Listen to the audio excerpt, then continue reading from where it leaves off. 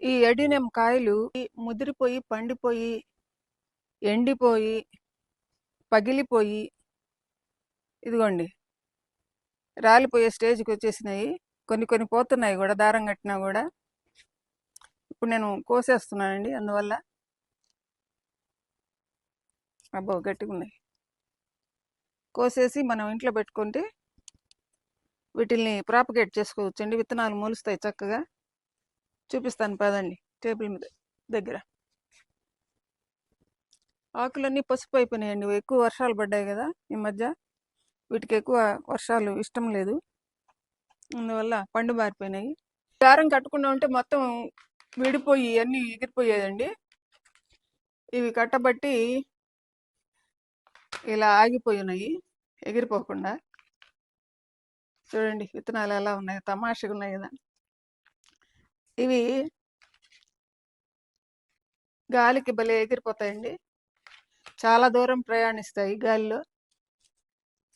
ఇలా బీజ వ్యాప్తి కోసం, అంటే విత్తనాలు దూర దూర ప్రాంతాలకు వెళ్ళడం కోసమే ఇలా పెట్టాడు దేవుడు వీటికి విత్తనాలు.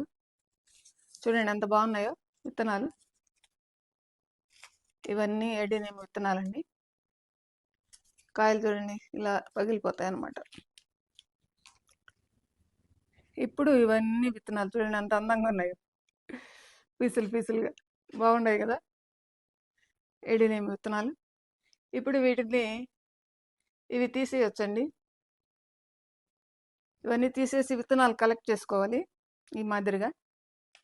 చూడండి ఈ పీసులు అవసరం లేదు. ఈ రకంగా ఇవన్నీ తీసేసి విత్తనాలు కలెక్ట్ చేసుకొని ఒక్కరోజు ఎండబెట్టి తర్వాత దాచిపెడితే ఎప్పుడు కావాలంటే అప్పుడు మనం వేసుకోవచ్చు. అదండి ఈ విత్తనాల సంగతి. విత్తనాలు ఇలా ఇలా వీటిని దాచిపెట్టుకొని మనం ఎప్పుడు కావాలంటే అప్పుడు వేసుకోవచ్చండి. మరీ ఎక్కువ రోజులు పెడితే మొలవు. ఇవి వేసుకుంటే కొంచెం భూమిలో పెట్టేసి నీళ్లు చల్లితే మట్టిలో మొక్కలు వస్తాయండి. అదండి ఎడినియము. తర్వాత ఇవి భలే తమాషగా ఉన్నాయి కదా, భలే ఉన్నాయండి నాకు మాత్రం. మీకు కూడా బాగున్నాయా? చూడండి ఎలా ఉన్నాయో.